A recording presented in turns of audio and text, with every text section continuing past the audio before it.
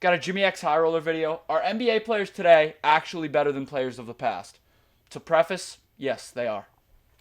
With the NBA season a third of the way through, we can now start to get a good framework of how this season is playing out. And if what we've seen so far is any indication of what's to come, we are in the midst of the biggest talent boom in NBA history. From top to bottom, the league is flooded with players who can go and get 30, 40 any given night. Rotational guys dropping triple doubles, and the superstars of the league all simultaneously shattering records. Take a look at the current MVP race, and it resembles something closer to an all-time ranking than an MVP leaderboard. Jokic, Luka, SGA are doing things that are absolutely ridiculous. I mean, especially Jokic too, but them three are putting up seasons that no one ever has. Like, it's actually ridiculous. And I mean Wemby, but Wemby like doesn't play, so it's kind of hard to say that about him. But it's just like 29, 12, and 11, 33, 5, and 6, 35, 8, and 8, 29, 6, and 10, 31, 4, and 7, 28, 9, and 6. Not only are all of these guys having MVP caliber seasons, they're all having historically great seasons. Their numbers are so good, it has led some fans to question the very validity of stats in the NBA today. That these numbers aren't a direct result of how good these players are, but a result of stat inflation, a symptom of today's faster pace and offensively favorable rules. And how these stats are being interpreted has created a divide among NBA fans. Are the players of today actually better than players of the past? Or are they simply beneficiaries of a league catered for bigger numbers? Well, it's both. Statflation is completely real. Like, it's not, Jokic is not putting up a 40-point triple-double in really any other era, but his numbers would still be absolutely ridiculous. His numbers would be better than any other numbers ever. They just wouldn't be as good. I think the points might go down. Maybe the assists a little bit. Obviously, rebounds aren't going to change much. Maybe a tiny. I think they would go up for centers because you're shooting from not as far in the other eras. But it's both. They're better than they were before. They're better. The players now are better. Sports evolve and grow just like anything else. They evolve and grow, and there's a reason that the numbers are higher. Everyone is really good. You could say defense all you want, but the players are just better. 100 points. This used to mean something. A scoring threshold that once happened infrequent enough that it was worthy of a small prize for everyone involved. Seeing triple digits on the scoreboard was once a treat, warrant of a celebration, and the alternative happened far more often. But today, this is not the case. 100 points is a drop in the bucket. Teams are hitting triple digits in the third quarter. Games ending with scores in the 130s, 140s more often than under 100. And as these point totals... Yeah, if you see a game under 100 now, you're like, wow, that must have been a low-scoring game. Must have been a absolute defensive matchup. No one was scoring. Everyone was shooting bad. But that was the norm not even like 15 years ago.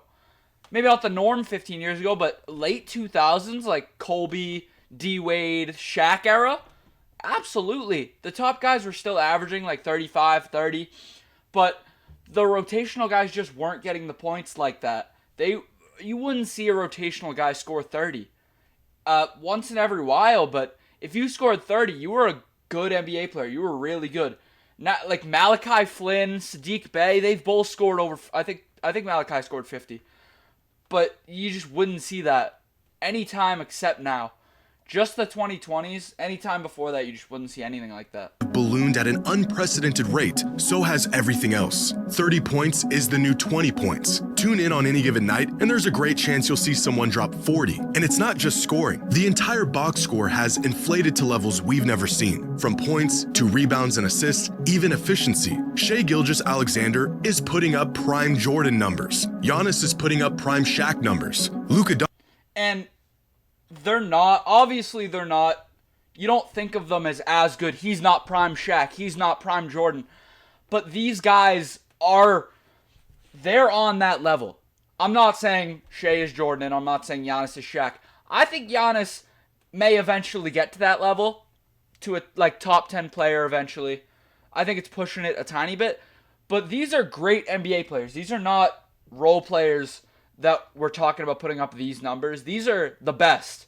And the best in the best league ever, at the best time ever when the players are the best, they're going to be putting up ridiculous numbers, and it's going to be like, whoa, this shouldn't be happening, but it is. So Doncic, well, no one's ever done what Luka's doing. There's a man averaging a 30-point triple-double right now. Jokic, on the other hand, completely different animal. It's ridiculous. Nikola Jokic, I posted a TikTok about this. He is, in my opinion, the third best center ever already. I think he's more talented than Hakeem. I think Hakeem's greater. But Shaq and Kareem, that's it. David Robinson's not better. None of I'm trying to think. But these guys aren't better than Jokic. He's putting up a 30-point triple-double. The other day he had 56, 16, and 15. And it's starting to feel very normal. Either the best players in the NBA today are truly basketball-defining, all-time great, record-breaking talents better than anything that came before them, or there has been an inflation of stats that has completely skewed how we perceive the dominance of players today and the impact they are having from night to night. Or both of these options are true at the same time. The trend of bigger stat lines didn't begin overnight. It has been slowly inching up for about a decade now. The stat line of 25, 5, and 5 was at one point such a difficult stat line to average that it was achieved just 7 times throughout the entire decade of the 90s. 5 of those 7 seasons were Michael Jordan. Throughout the 2000s, the pool of players to hit this threshold jumped to 18. By the mid-2010s, pace began to increase around the league. Heliocentric offenses began to take over, and the 25, 5, and 5 stat line was no longer a rarity, as 30 individual seasons met this threshold. And then the 2020s began, where 25, 5, and 5 has become an app. This is ridiculous. Look, this screenshot is insane. You got 1999, 0 players averaged 25, 5, and 5. And you can see over here, 23 and 24. 23, you got 7 players. And then in 24, you got, I think that's 11 players averaging 25, 5, and 5. Statflation is definitely there. But, I mean, these players are ridiculous. Like, LeBron, Luka, Giannis, Ja, when Ja was nice. He still is, but Curry, Durant, and Kyrie. Those are probably 7 of the 10 best players in the league. 1999, though, you have nobody doing it. I think part of it is it's the center era, so centers aren't averaging 5 assists, so that's part of it. But now centers are averaging 5 assists, and they're doing everything else. So this is ridiculous. Afterthought. Not even noteworthy. We are in the 7th season of the decade, and there have already been... And now Danny Advia is doing it. Danny Advia is doing it in 2026. And no one did it in 1999. Danny Advia is not the best player in 1999, I'll tell you that. 50 individual seasons where players have averaged the once extremely rare stat line. As many 25, 5, and 5 seasons in the... Jordan was the only player to do it in the 90s, and now everyone's doing it. Last 3 years alone, as there were in the entire 90s and 2000s combined. And you really don't have to go back very far to see this inflation play out. Back in 2011, Kevin Durant won his 2nd straight scoring title, averaging a league-leading 27.7 points per game. One of just 7 players to average at least 25 a game that season. But this season, Durant's 27.7 a game would have him ranked 10th in the league in scoring. We aren't talking about the 80s or 90s or... Prime Kevin Durant, one of the best scorers to ever play basketball, would be ranked 10th in scoring in 2026. 10th. He won a scoring title that year. That's less than 10 years ago. Or I guess it is 10 years ago now, but still, that is absolutely ridiculous. Austin Reeves is averaging more points than prime Kevin Durant. Austin Reeves, the second option on a team, is averaging more than prime Kevin Durant. Thunder KD. or even 2000s. This was just in the last decade. Go back far. Statflation, no one's going to tell me Austin Reeves is better than prime Kevin Durant. So statflation is definitely real. I'm not saying that. I still think the players are better than past eras, but Austin Reeves above prime Kevin Durant is insane. Far enough into NBA history, and fans will begin to put an era tax on players who played in a weaker league throughout the 60s, 70s, and some fans go as far as the 80s. But now the opposite effect is beginning to happen. Fans are now putting an era tax on today's players for playing in a league with inflated stats. Now, the problem isn't simply the fact that modern players are putting up bigger numbers. It's that these bigger numbers are being used without enough context to make arguments for modern players over players of the past. As the numbers continue to get bigger, what was once seen as impressive or even historic begins to hold less and less value. In 1998, during his last season with the Bulls, Michael Jordan averaged 29 points, 6 rebounds, and 3 assists a night on 53% true shooting. It wasn't his most impressive season statistically, but it was more than enough to earn him a scoring title, All-NBA First Team, and a league MVP. Fast forward nearly 30 years, and there's a player with a similar stat line in the NBA today. 28, 6, and 7 a game on 66% true shooting. I don't know who this is. I feel like it's going to be somewhat like a role player. Or not a role player because he's averaging 30, but this might be Austin Reeves because it said he was above KD. Numbers that are arguably better than MVP Jordan. But this isn't Shai Gilgeous-Alexander. It's not Luka or Anthony Edwards. It's Austin Reeves. That's absurd. Austin Reeves is averaging better numbers. It's definitely not prime Jordan, but then an amazing Michael Jordan, the greatest player of all time, or one of two, I guess, depending on who you ask. One of the two best players of all time. His numbers are worse than 2026 Austin Reeves. A second option who is currently putting up a better box score than the best player in the world less than 30 years ago.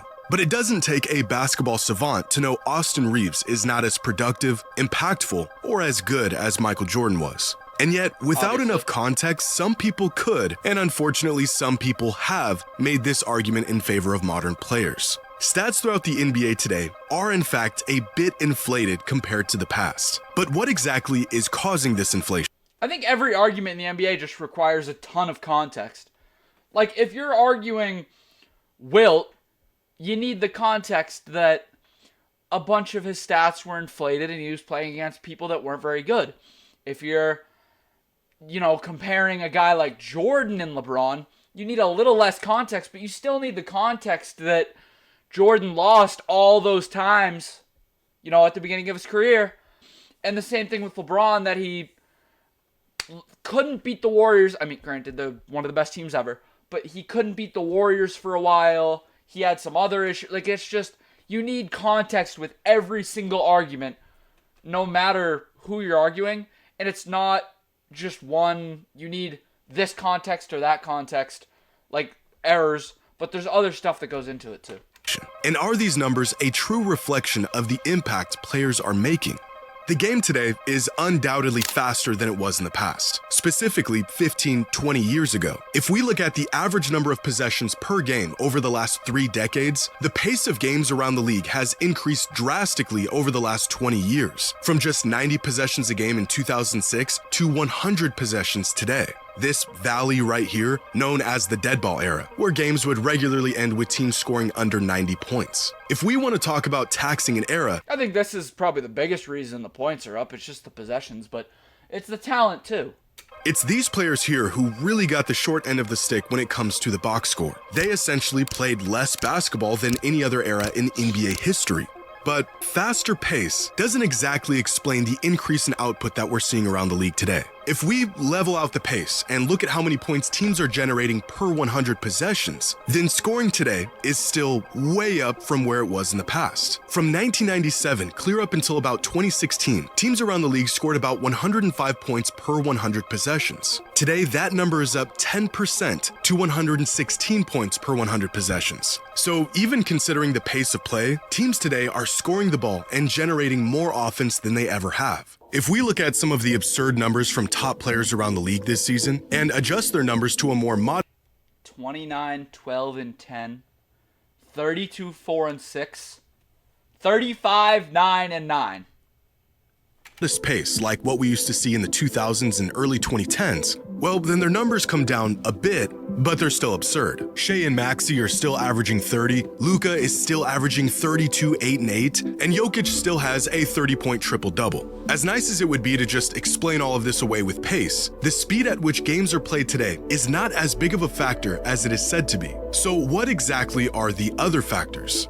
The league has very slowly, very deliberately nudged teams and players in the direction of more offense for the past few decades. Look back through the history of rule changes, and there's a very clear pattern. In the 80s, the NBA added the three-point line. Throughout the 90s, they cracked down on hand checking and implemented new rules to attempt to speed up the game. In the early 2000s, they added defensive 3 seconds, cut the time to cross half court, got rid of hand checking virtually altogether, and implemented freedom of movement rules that essentially outlawed all the bumping and rerouting that used to happen on every possession. At the same time, the league's interpretation of dribbling rules was heavily loosened. Players could now get away with a lot more with the ball in their hands, and the creativity and depth of skill set began to explode. The NBA has always been a fast-paced run-and-gun league, and anytime it began to slow down, the league manufactured ways to speed it back up, even going as far as changing the very landscape of the court to incentivize players to shoot shots they typically wouldn't. Or in cases that we see today, allowing players to get away with movements and exploits that are very explicitly prohibited, or at least they're supposed to be. I think the foul baiting is the worst. I know since Harden, they took out, you technically can't foul bait, but I mean Shea does it every night. That needs to stop. I think the flopping, there should be something against that, but I don't think that's as big as a deal as a lot of people make it out to be. I think the foul baiting is a big deal. In reality, the NBA has always wanted more offense, and so it should be no surprise that players are producing more offense. Another often cited reason for the explosion of production in the NBA today is the prevalence of heliocentric basketball, the concept of an offensive system built around one player. In the NBA today, superstars around the league get more touches than ever, they get to make more decisions than ever, and as a result, their numbers get an inherent boost due to their highly ball-dominant style of play. Put the ball in the hands of your best player regardless of circumstance or situation. And although this play style is slowly dying out with teams like the Thunder, Celtics, and Spurs bringing back team-oriented ball, the stars of the league are still perceived as beneficiaries of this philosophy. Giannis Antetokounmpo is the definition of a power forward, and yet he regularly brings the ball up the court. He's averaging 6 assists a night, assist numbers that were almost unheard of from a rim-running big man in past eras, and a testament to his... I think Giannis and Jokic are complete outliers. Giannis is not, he's a power forward. He's, like he said, he's the definition of power forward. But he is not, neither of them are traditional big men in any way, shape, or form. Elite playmaking ability, but these assists aren't coming off of in and out. And I don't even know who their point guard is this year, to be honest, but he's probably a better playmaker than their point guard. Not when they had Dame, but he is a great playmaker, and obviously he's the best scorer on the team, so why take the ball out of his hands? What good is giving your point guard the ball to run a play versus just giving it to Giannis? Reads or remarkable passing, they are coming directly from him diving downhill, collapsing defenses, and kicking out to open shooters. And that he draws so much attention, he doesn't even need to be a good playmaker. The assists will just come to him. Compared to players of a similar skill set in the past, Giannis has the benefit of simply having the ball more and having the opportunity to initiate the offense. Nikola Jokic is a center, and yet he has the green light to be the Nuggets' point guard whenever he sees fit. Luka Doncic has so much freedom on offense, the league doesn't even know what position he plays. On any given possession, the play may very well begin and end with him. Ultimately, he gets to decide how and where he's utilized whenever he's on the court. Players today simply have more freedom to indulge in their abilities and capitalize on their... I think that's one amazing thing about the current NBA, is people get to... you wouldn't see Jokic in the 80s. He wouldn't be able to take up the ball and start pulling threes in the 80s. This would only happen in the 2010s, 2020s. Even the 2010s is pushing it. Jokic, Giannis, I mean, all the bigs that, even Karl Anthony Towns, someone like that, you would not be able to put them in any other era and have them do what they do. Skill sets, and this extra freedom has created better opportunities for these stars Because they wouldn't even be allowed to.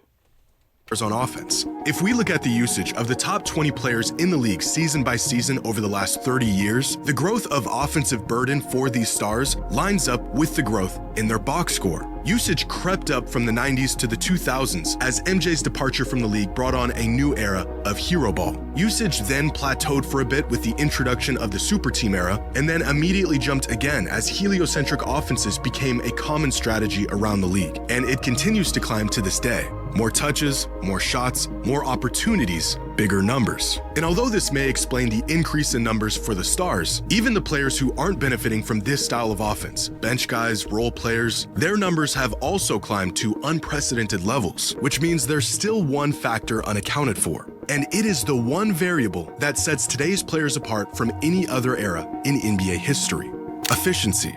Aside from just the pace of play and the change in play style, the biggest reason why scoring and overall output has increased is because efficiency has increased. Across the board, shooting percentage has jumped considerably and consistently over the last 3 decades. From field goal percentage to true shooting percentage to even the most objective measure of shooting accuracy, free throw percentage. Even when given the same number of scoring opportunities, players... Which, I mean, this is just talent, but it's mostly shooting. Because, I mean, mostly because of Steph Curry, to be honest. I mean, if you see 2015, Steph Curry starts doing Steph Curry things, 2015, and then it really shoots up. It was still going up before, but it really shot up once Steph Curry got in the league and was doing what he was doing. Today are capitalizing on those opportunities far more often. So not only has the pace of the game increased, at the same time, players and teams have become more accurate shooters and scorers. For many years, the gold standard for efficient volume scoring was 60% true shooting. If you could average 20 a game on this kind of efficiency, you were as lethal as it gets in the NBA. In fact, there have been many seasons where not a single player in the league hit this threshold. That, however, is not the case today. As this season, there are 27 volume scorers who have a true shooting percentage of at least 60%. Again, this is insane. Like, you just see no one in 2000, so only 26 years ago, and now you got Danny Advia doing it, you got Franz Wagner doing it, you got Norman Powell. Norman Powell is doing something that no one in 2000 did. That is absurd. What's up, Jasmine?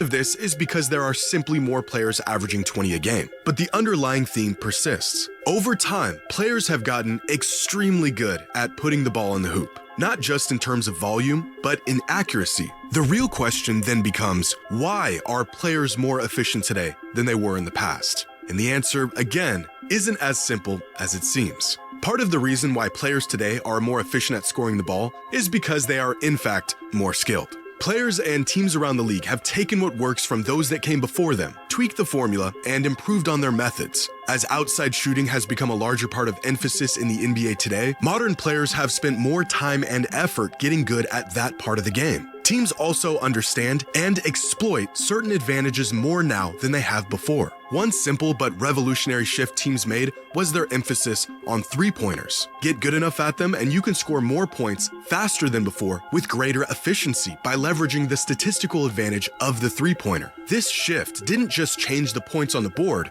it changed the very geometry of the game and what skill sets are valuable. Not only are players better at shooting the ball now, but smarter, more complex offenses now set players up for better, more open looks. Thanks to tracking data and advanced metrics, organizations around the league can now pinpoint exactly where the best shots are and how to get those shots more often. If someone had convinced KG to just take one step back on all of his long twos, his numbers would probably have looked a lot better and his efficiency would have naturally increased. As teams got smarter, shot selection got better. Threes and layups have taken over the shot diet of players around the league, and scoring numbers not only went up, but they got significantly more efficient. Pair this better understanding of where the advantages lie with about 10 extra possessions a game, and you've got a recipe for larger scoring numbers both for teams and individuals. Yeah, because you're not necessarily getting more efficient with the inside looks, but it's more middies and threes, especially threes, and those count for more, so the scoring's going to go up a lot. And obviously the pace matters too. Players. As Bill Simmons once said, the math of the game changed to favor the box score. Some would call this evolution. Others may call it optimization. Take what works, double down on it, get rid of what doesn't work. 20 years ago, the Phoenix Suns were reinventing offense under Mike D'Antoni and breaking records with their volume and pace. First in the league in points per game, three-point attempt rate, three-point percentage, true shooting percentage, and just about every other offensive metric. They were far and away the best offensive team in the league. And yet, compared to today's standards, the '06 Phoenix Suns were sluggish, inefficient. Look at a shot map from that '06 Suns team, and you can see exactly how teams approached offense in an era that featured the lowest point totals in NBA history. Despite their best spots on the court being near the rim and from beyond three, the Suns attempted the majority of their shots in here, somewhere in between. From beyond the three-point line, they scored 1.2 points per shot, the best three-point shooting team in the NBA. From within 6 feet, they scored 1.25 points per shot, and everywhere else, they scored just 0.85 points per shot. Now, why did the Suns shoot so many shots from areas on the court where they were least efficient? Well,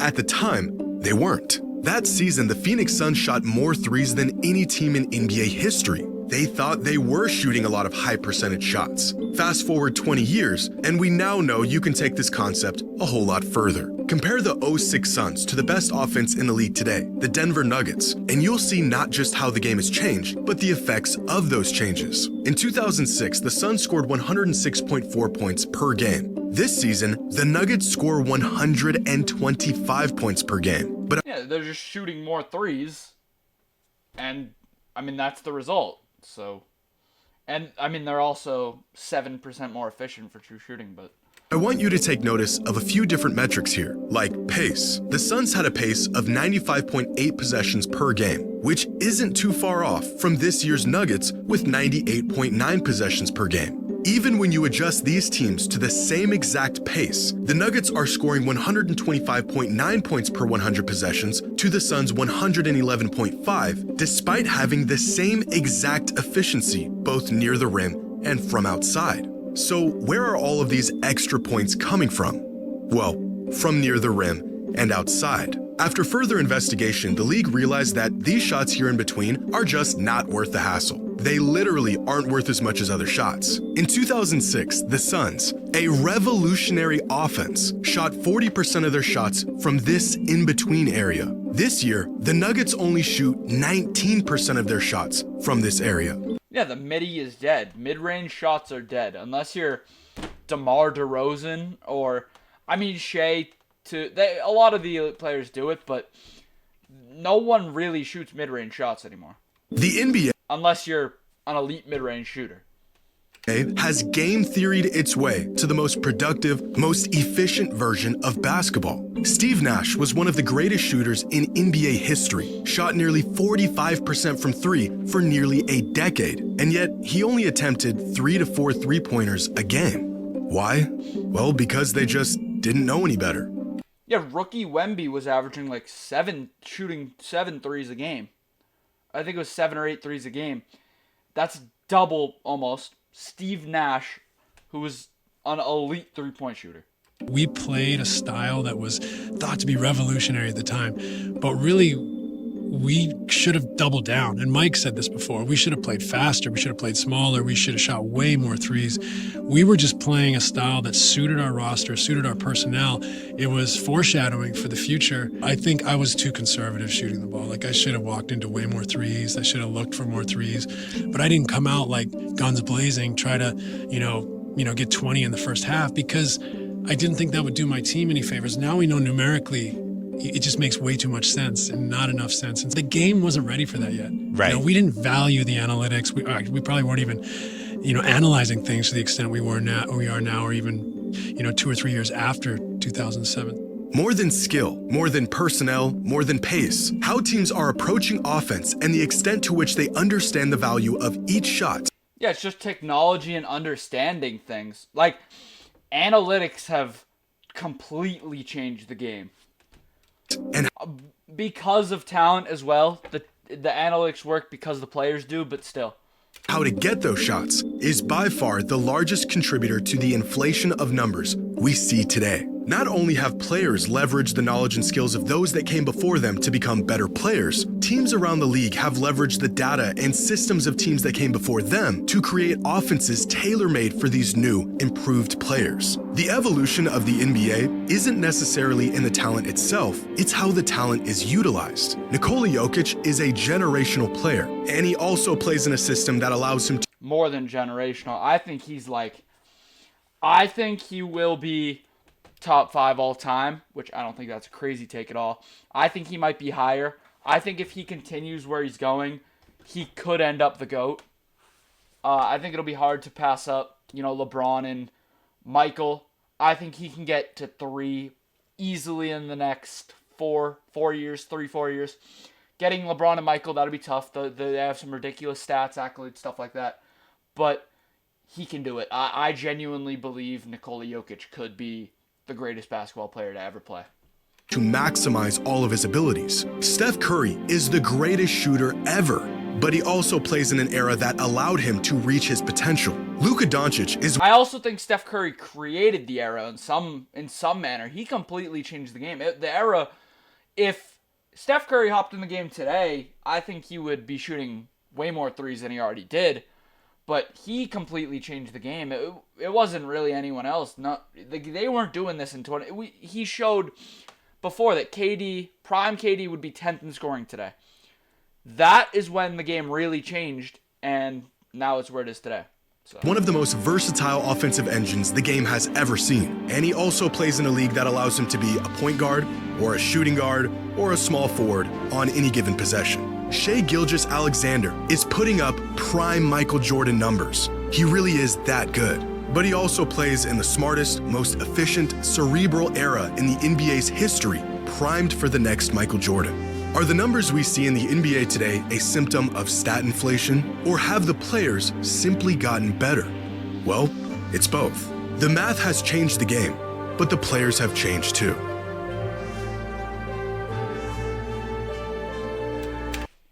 Great video. Jimmy X High Roller, obviously amazing. But I think players are better, but there's a lot of things helping them out. And it's not just the talent. There are a ton of factors, which I think he brought up a million times. But it's tough to gauge how much more talented they are. But I believe they're more talented. And there's a million things helping them out. It's both. It's definitely both.